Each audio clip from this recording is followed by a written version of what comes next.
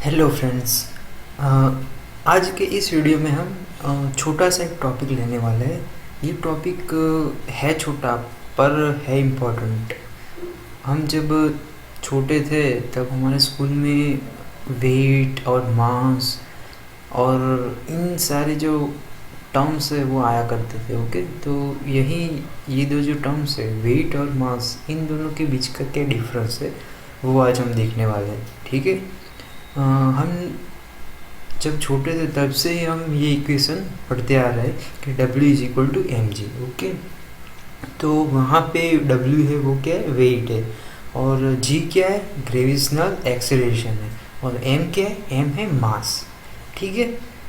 तो ये इक्वेशन में G कहाँ से है और वो किस तरह से आता है वो सबसे पहले हम देखते हैं। जो यूनिवर्सल लॉ है जो ये कहता है कि कोई भी अगर दो ऑब्जेक्ट है तो वो दो ऑब्जेक्ट के बीच कुछ ना कुछ फोर्स बना रहता है, यानी कि वो दो ऑब्जेक्ट एक दूसरे के साथ जुड़े रहने का ट्राई करते हैं, यानी कि एक दूसरे को अपनी तरफ खींचते हैं। अब अगर हम एक ऑब्जेक्ट अर्थ को ले लें और दूसरा ऑब्जेक्ट उस अर्थ पे रहने वाला एक दूसरा ऑब्जेक्ट ले ले, ओके, तो इस कंडीशन में क्या होगा, उन दोनों के बीच में लगने वाला फोर्स F = G क्या है, ग्रेविटेशनल कांस्टेंट है। Okay, G × m1 × m2 by d², d क्या है, उन दोनों ऑब्जेक्ट के बीच का डिस्टेंस है। ये एक जो इक्वेशन है ये वो यूनिवर्सल है। ठीक है। और ये इक्वेशंस के अंदर अब क्या होगा, जो m1 की वैल्यू है, सॉरी f की जो वैल्यू है उसकी जगह हम m पुट करें तो m क्या होगा, m1 होगा, जो हमने स्मॉल ऑब्जेक्ट लिया था वो, अगर वो दोनों निकाल दे तो एक नया इक्वेशन हमको जनरेट होगा, यानी कि g ये है, ये वो g हो जाएगा। Okay, G = G × m/d²।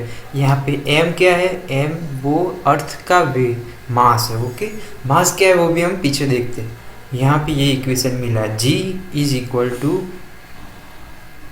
Capital G वो ग्रेविटेशनल कांस्टेंट है, m वो अर्थ का मास है बाय d², यानी कि जो हमने ऑब्जेक्ट लिया था स्मॉल, वो स्मॉल ऑब्जेक्ट और अर्थ के बीच का जो डिस्टेंस है वो। ओके, तो यहाँ पे हमें जो वैल्यू मिलेगी वो GE है, यानी कि अर्थ के लिए एक कांस्टेंट वैल्यू मिलती है जो GE है, जो ग्रेविटेशनल एक्सेलरेशन कही जाती है।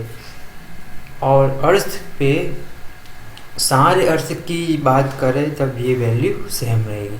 अगर यही इक्वेशन जो यूनिवर्सल इक्वेशंस है, ये वाला यूनिवर्सल इक्वेशन अगर हम मून पे जाके हम कैलकुलेट करें और जो अर्थ का हमने यहाँ पे अर्थ की जो मास की वैल्यू ली उसकी जगह हम मून की मास की वैल्यू लें तो यहाँ पे जी की वैल्यू क्या हो जाएगी, चेंज हो जाएगी, और वो पूरे मून के लिए कांस्टेंट रहेगी।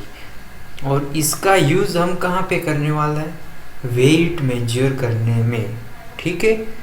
कई तरह से हम जो छोटे बच्चे थे तब से जो पढ़ते आ रहे हैं जो इक्वेशन, उनका यूज करके, यानी कि जो हमें जी की वैल्यू हमारे अर्थ के लिए जो मिली थी वो वैल्यू को हम मास के साथ मल्टीप्लिकेशन कर दे तो जो वेट मिलेगा वो ऑब्जेक्ट का अर्थ जो हमारे अर्थ है उसके पर का वेट मिलेगा। ठीक है।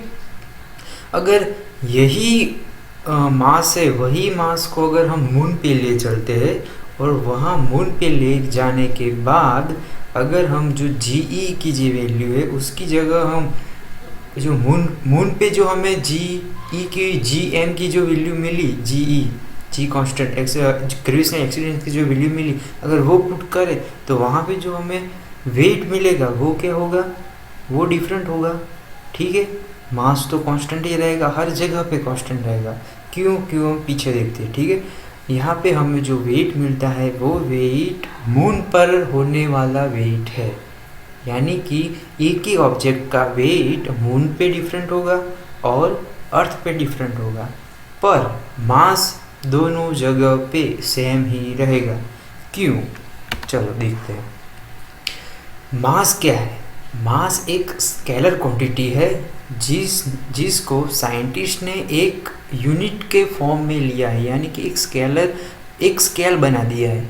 अगर हम the kilogram is the SI base unit of mass is equal to the mass of the international prototype of the kilogram. अगर हम प्लेटिनम और इरिडियम का एक स्टैंडर्ड ले लिया है, उसकी एक इस तरह से ले लिया कि इसका अगर हम इतना पोर्शन ले लें तो ये 1 किलोग्राम कहलाएगा। ओके, किलोग्राम क्या है? इसका यूनिट, ये इतना मास कहलाएगा, ठीक है। और उसको बेस लेके हम सारे के सारे जो ऑब्जेक्ट का जो मास होता है उसका कैलकुलेशन करते हैं, यानी कि स्केल लेते हैं, ठीक है। यानी कि अब हम इजीली मास और वेट के जो बीच का जो डिफरेंस है वो निकाल सकते हैं। यानी कि मास वो क्या हो गया? It is the amount of matter contain in an object.